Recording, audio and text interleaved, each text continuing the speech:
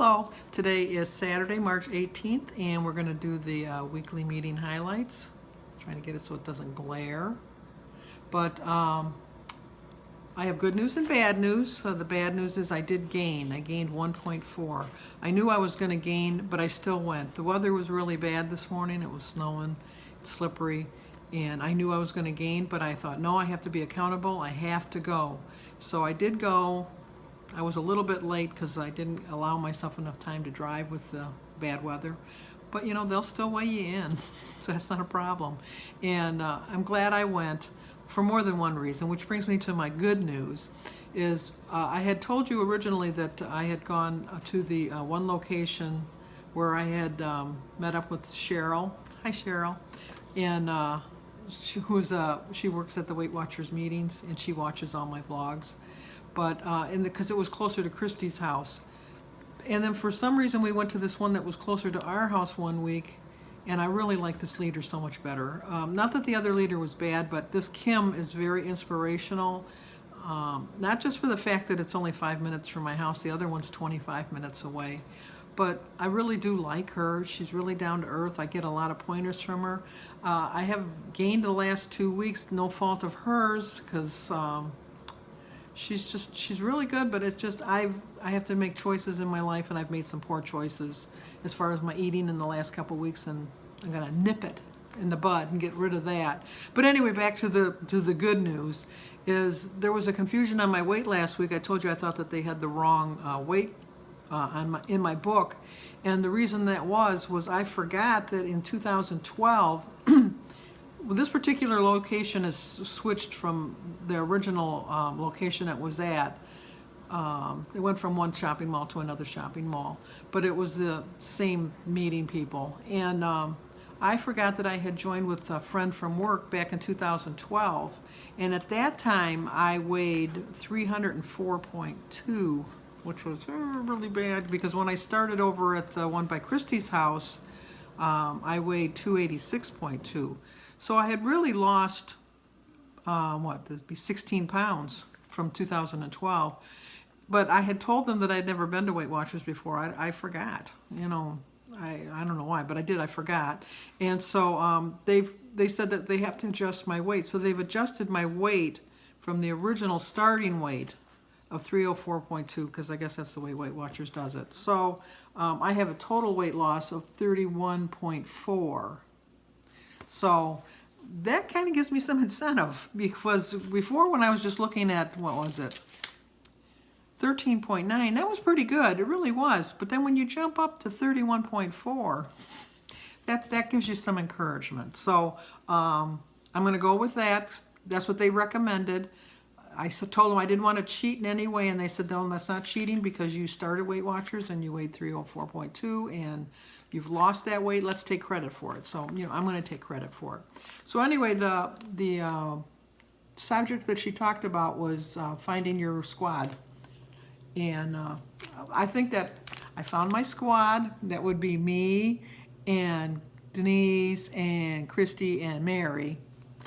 So we're our own little squad. So hopefully we're gonna work at this and do a little bit better than we are. So anyway, it says to build your squad, you need to figure out what kind of help you need from others and what it will look like.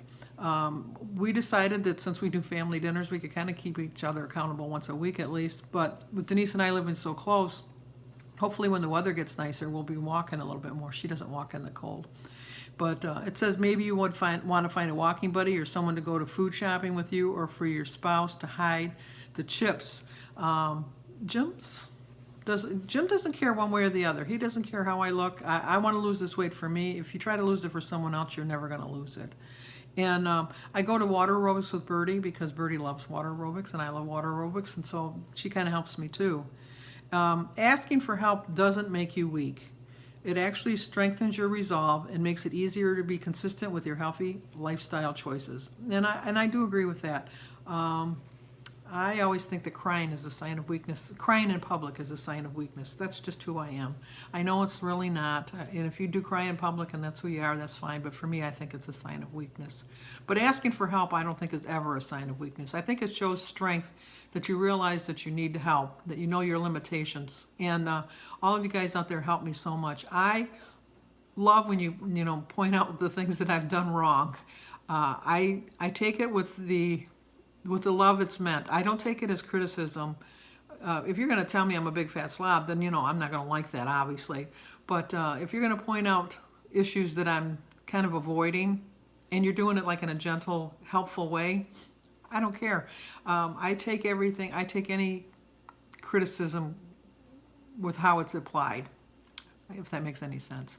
How it helps is there's always strength in numbers, and that applies to weight loss. Research shows that people with social support are more likely to eat healthy and be active. So having cheerleaders in your corner is going to help you make your lifestyle changes, and I do agree with that. So there's 3 steps you can do to ask for help, and that tells you on this side here. I don't know if you keep liking seeing that because I think it kind of glares, but I don't know, we'll see. Number 1 is identify who can help. Think about the people around you, your parent, your partner, your child, a friend, a sibling, and consider what they can do to help you, and or stop doing what they're doing that's, you know, defeating your purpose of trying to lose weight. Obviously, you want to start with someone who's expressed interest and support, but keep in mind that they have their own schedules and abilities, and so you can't always be, you know, lapsing onto them for help all the time. You have to do some of it on your own. Request help, but be specific as possible and explain how it will help your journey and be easier. For instance, you can say, well, you know, would you be able to walk with me at least once or twice a week, maybe for 15 or 20 minutes? Or can you meet me at the store so we can pick up some healthy foods? And it couldn't hurt to just write down exactly what you want to ask before you ask it. So, like, you might know that this one person likes to walk. Like Denise likes to walk, I'll ask Denise to walk. Bertie likes to go to water aerobics, I'll ask Bertie to go to water aerobics with me. And then follow up and let them know that their support is helping. I'm letting all of you guys know that your support is helping me. I know I've been gaining in the last week or two, but it's been small gains. Last week I think it was 0.1, this week it was 1.4. There's still gains. I'm not trying to avoid saying that they're not gains. But if I wasn't holding myself accountable by doing a daily vlog, I know it would be way worse. A lot of times I want to go get something, but I think, you know, you have to film it. And if you don't film it, then you can't have it. So that's just who I am. And so I do find that the daily vlogging is helping me tremendously. So then there's some think again quotes. And an unhelpful thought is, I gained this weight on my own. I should be able to do it on my own without asking anybody for help. I did that for all of 2016. Everybody kept saying, go join Weight Watchers, join Weight Watchers. And I kept thinking, no, I can do it on my own. I can do it on my own. So the helpful thought is, I gained the weight on my own, but that doesn't mean that I can't ask for help. That doesn't mean I have to lose it on my own. Asking my family to help me can make it easier to reach my goal. And I agree with that. I want to thank all of you for pushing me towards Weight Watchers because it really is making the difference. An unhelpful thought is, everyone else has their own stuff to deal with. Why would anyone want to help me? A helpful thought is, everyone has their own stuff to deal with, but it doesn't mean they won't help me. And I won't know unless I ask. And that's true. I'm the one that asked everybody to join Weight Watchers, because Denise had gone before and had left, and I asked her to rejoin, and she did. And so I think that makes a difference. So then there's always the little bubbles. So they were really good this week, the bubbles. Surround yourself with family and friends and people who know your intention. My teenage daughter accompanied me on a morning walk today. It started snowing and sleeting, but we got in those steps. I texted my mom because I was feeling unmotivated to work out. She seemed more than happy to help me and do my workout video with me. Christy and I talk every day. She calls me or I call her, and I think we encourage each other tremendously. I really do. Christy's doing really well the last couple weeks. She's been losing as I've been gaining. So the recipe is for celery root and Yukon Gold mash. So I didn't know the difference between celery and celery root, and they're the same family, but celery root is grown just for the root, and celery is grown for the stalk. So I don't know about that. I don't know where I'd get a celery root unless I go to an actual fruit market, because I know they don't have it at Kroger. So anyway, we're still doing the spring into spring, and this week you're supposed to grab a pal and go for a nature walk or hike. I'm going to drag Denise out of the house this week, at least one day. She's going to walk with me, whether she wants to or not. So she gave some little pointers, and I like them. I really like this leader. I'm telling you, Kim, I really like her. But the first thing is, what role does your environment play in your weight loss? And you want to get your head into the game. You want to think about your health gain along with your weight loss. And you don't want to overload your goal. Work on small changes. Don't say, I'm going to lose 100. Well, I want to lose 100 pounds. But I know that, you know what, I'm not going to lose it all at once. I have to set goals. My goal this week is to cut back on some of the salt. I've realized that I'm having a lot of salty foods lately. And so I have to cut back on the salt. So that's my small goal for this week, is to cut back on the salt. The next one is, the greatest influence in your life is stronger than your willpower is your environment.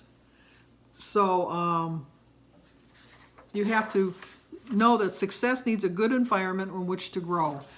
My mother always said, you know, you are who you are with who you hang around with.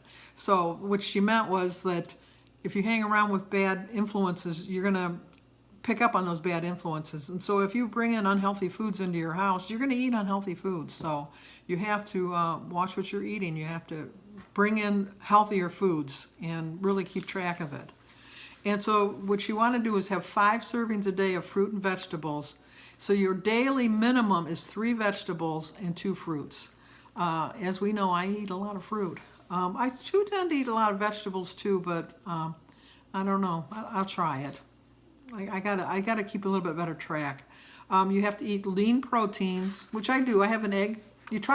I always heard, well, Dr. Phil, when he had his diet, that was one of the many diets I was on. He said that you should have a protein at every meal. And I do agree with that. I think the protein kind of balances you out and helps you along with your hunger pangs. She said that you should have non-fat or low-fat dairy. I have low-fat milk, but I use the full-fat cheeses. I'm not a really big fan of fat-free cheeses, but I have to work on that too. Eat whole grains, which I do like whole grains. Get your liquids and your water in. I do try to drink at least 8 glasses of water a day. Avoid artificial sweeteners, which I don't use, so that's fine. Healthy oils, you want to at least have 2 teaspoons a day. And I don't know if that's so much that I have the healthy oil, so I have to work on that too. I don't take a multivitamin daily. I used to, but I just don't anymore. But they say you should take a multivitamin. Limit your sugar, and you have to remember that your fruit is sugar. Sandy, remember, fruit is sugar, because I do tend to go overboard on my fruit. You want to limit your sodium intake. And, you know, check your labels. I checked this morning, and my dressing is like 220 milligrams. That's a lot of salt, you know, and that's just in a tablespoon. And I use 2 tablespoons, so that's a lot of salt. Limit your alcoholic beverages. I don't drink alcohol, so I don't have to worry about that. It's not a short-term diet. It's a long-term lifestyle change, and you have to always remember that. Don't call it a diet. When I get really mad at myself, I call it a diet. But it's really not. It's a lifestyle change, and I do find that the longer I'm on this program, the more I do realize that it's a lifestyle change in my way I'm eating, and I really think consciously about things that I'm going to put in my mouth. So once again, it's find your squad. So I'm sure that if you look out there, you'll find somebody that can help you out tremendously. And as always, thank you so much for your support. You're my squad too. And I don't know that we will ever meet, but if we ever meet, I want to thank you in person. But if not, I'll thank you now. Thank you so much for your support. You help me out more than you will ever know. So I hope you like this video. If it's the first time watching, please subscribe. Comment. I love your comments, and I do make a point of answering them the very next day. And share if you think it'll help somebody. So I will see you either on my daily vlog or my weekly update, or what else? Next Saturday on my Weight Watchers meeting highlights. So stick with me. Stick with all of us. We'll do it this time.